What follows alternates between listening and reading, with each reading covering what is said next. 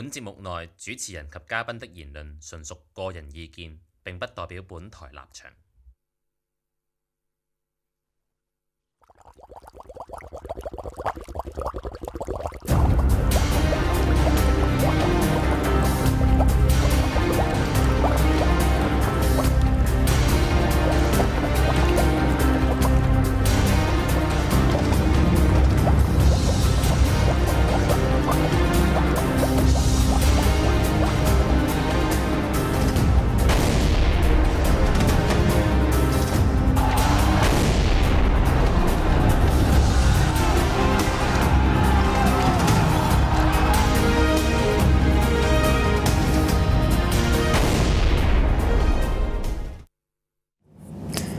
Hi, welcome to this episode of Boiling Point. 34th episode. Yep, 34th episode.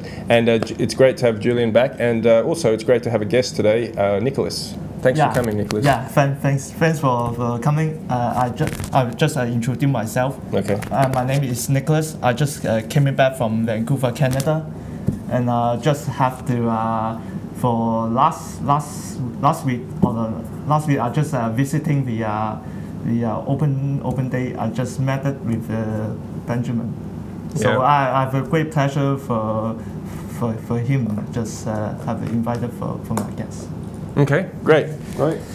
Okay, let's get to the topics of today's show. I think we're going to cover a few different things. General idea. Just briefly, a quick rundown. Yesterday was the anniversary of the umbrella protests, and there's a few events happened, and so we're going to briefly cover that. And also, the Hong Kong University Student Union announced that they wouldn't join the October 1 rally with Pan Democrats because of the emphasis on the 13+3 and the what would we say, the dismissal of all the other people who are going through court or being going to jail over things like the Mong Kok incident, and we're going to discuss Hong Kong men. Yeah, I know. And Julian, what have you got? Well, I've got a few stuff to talk about. First off, there will be because recently the Hong Kong government is going to propose an amendment to the anti-terrorism law thing to the United Nations, and basically they're trying to use it, they're trying to abuse it to oppress the people. And secondly, if we still have time, we're going to talk about how Carrie Lam, the chief executive of Hong Kong SAR, who her responses to the terrible bus accident of last Friday in Sham Shui Po, and maybe a little bit more about housing, how she proposed using cabinets to solve the housing problems in Hong Kong. Okay, so great. Well, let's just get it out of the way and discuss briefly what happened yesterday for these anniversary events for the umbrella protests. Operator, can you please show pick B1? B1 唔該. Here's the scene in Admiralty. You can see some like steam. So they're basically reenacting the whole scene. Yeah, they're trying to reenact the tear gas with steam. And you see lots of yellow umbrellas. And 1,000 face palm for this shit. I think about a few hundred people were there. And as you can see like some of the kind of what would we call these people, like the old school or the traditional or the establishment. Yeah, this is traditional of our established all the Democrats, Party. the Pan Democrats, and the LSD people. So basically, we could say this is the kind of the old Democrats in a way. The patriotic Chinese. We're seeing here because they're so into it's like some drama. They love drama. They love only show do it drama. They love visual arts. They love drama. But when it comes to the real deal, they just chicken shit. All for the cameras. Operator, can you please show B2? I think here's another. This is from the. This is obviously the same thing. Same group of people. Same group of people. Lee Chuk-yan. Yeah. And we saw a 5-beat. Fast beat, yeah. And operator, can you please show a B5? B5. And here's a kind of a broad view, and you can see Captain America with the old colonial flag. Yeah, I just saw the Hong Kong independent of the flag. It's still on. It's just on this Occupy Central third anniversary yesterday. Yeah. You can't really tell here, but yeah, that's Captain America with the colonial flag. Okay, so that's how some of the Pan Democrats, the patriotic Chinese Democrats, marked the anniversary. Oh, I mean, I think there were some Hong Kong nationalists there as well. But so it was a kind of maybe a cooperative thing. But away from that, you know, Ray Wong was in London for the anniversary. And operator, can you please show B0? B0 唔該. So. What the shit? Yeah, so Ray Wong was in London. And operator, can you please show B4? Yeah, he's trying to. I don't know, rustle up some support from the foreign forces. Yeah, but by means of you know, it's like he's using the symbols of the old Democrats. Yes, so that's a bit contradictory, isn't it? That's awkward. That's awkward. But I guess maybe he's trying to show them that he's adopting a more moderate kind of approach. Yes. For the Hong Kong independence movement. Yes. Well, I think probably you know, part of the perhaps deal that, you know, the establishment Democrats agreed to was okay, look, maybe Hong Kong people aren't Chinese after all, but we have to work together. So you have to start using yellow umbrellas as your props. Yeah. Julian, you're shaking your head. What do you think? 1,000 face palms for this shit.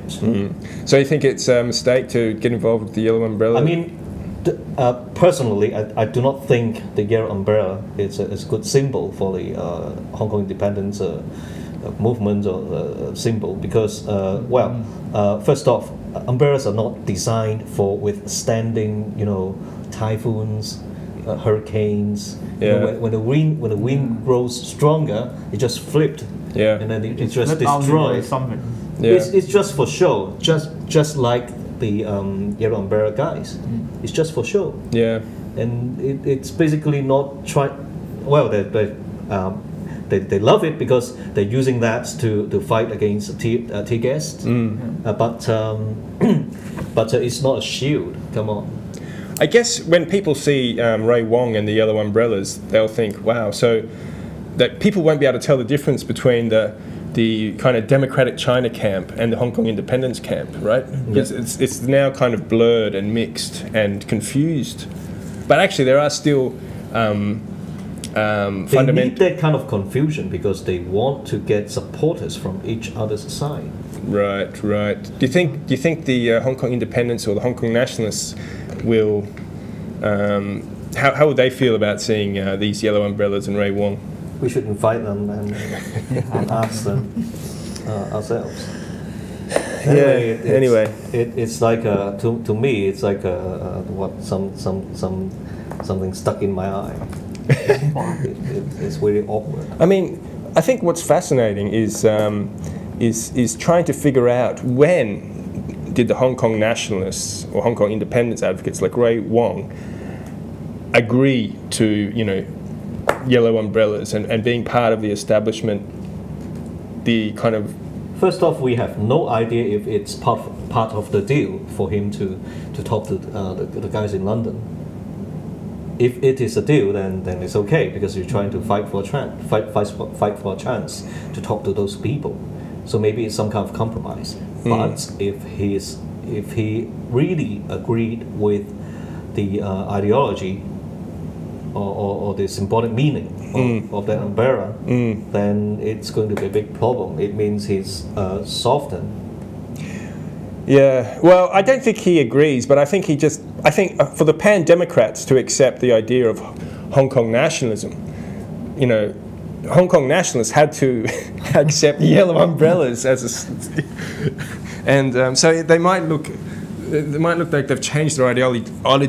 They changed their ideology. I don't think they have, but they kind of to show unity, to hide the division. But we have to consider the price of such, compromise. So what is the? So do you think Ray Wong could lose support because he's? Because he's representing a group of people who are more kind of radical. Yeah. Who are more into the real action. Yes. So if he agrees with this, then it's maybe he's going to lose some supporters, unless his supporters have full understanding of the meaning of this action, which leads to another issue of having balls or not, Yeah. Like I think Nick has brought something to us, right? It's a piece of news about why Hong Kong win. But before we get on that, let's get Nick's perspective on the kind of this symbolism of Ray Wong and the yellow umbrellas. Operator, that's enough of that pit. What do you think about what Julian and I were just discussing, Nick? Yeah, I think it's just yesterday I just didn't see the third anniversary of the occupying Central, but I think the fight for democracy in everywhere around the world, they should keep going, because they want to talk to the central government in China. But in this picture, it just I think the Ray Wong just want to show that they want to more the democracy to the Chinese government. But in London, they just want to attach every those Chinese people in UK, so that they want to tell them to they know that there is one of the occupation central in the first we have a democracy. Okay. So I think this one is just want to more concerned about this major issue. Okay. Well, it's I think the UK, like what I mentioned, like in last episode, there was this 6-month report about the condition of Hong Kong. They think the implementation of the one country, two system thing in Hong Kong, they think it's okay, which is problematic because it's far from true. Yeah. Okay. So maybe he's trying to go there and fight for a chance to tell them get real. I just have a question but I have some little bit share for my democracy of the occupying Central. But in just Canada, Vancouver and Toronto, they every year they have to have the one of the remember of the democracy of the on the occupying Central for so there's some memorial events. So like every year in Vancouver. Yeah, even in Toronto, there's some of the people will want to remember these. Are those immigrants from Hong Kong or even Chinese people? It's mostly is immigrants from Hong Kong, but right now there's many Chinese people wants to remember of this issue. Okay. Let's move on to another topic. Just briefly, I want to ask you about something that Claudia Mo said on Facebook. Operator, can you please show you at B9? Claudia Mo had an interesting... B9, right? Yeah. She had a question about why... there was someone asked why the cardboard is sprinkled with water. And I always wondered about this too. Why? Because it has something to do with the recycle business in Hong Kong. It's a well-known fact that lots of grandmas and grandpas they're traveling around the city, picking up all these cardboards, and they're selling them to those recycle companies. And in order to earn more money, because how much they get depends on how much the weight of the paper of the cardboard. So they soak it up with water and stuff, and in order to increase the weight, and So it's kind of like cheating. Yes, but it is also some common facts in Hong Kong that it's a well-known fact that people do that. Right, so probably the people who are buying the cardboard know they're doing that, so they just decrease the amount that they pay per whatever kilogram. So when the lawmaker Leung Mei Fan when she's totally oblivious of this truth, it's just fucking ridiculous because she's so ignorant about the poor people. What's happening to the lifestyle of the poor people. And what does Claudia Mo mean by no drugs hospital or no drugs doctor? It means beyond cure. Oh, beyond cure. Right. No drugs, no treatment. Right. So she's basically laughing or making a joke. Right. Okay. Okay then. I think that's a good place to finish. I think that's all for part 1. Stay tuned for part 2. Bye.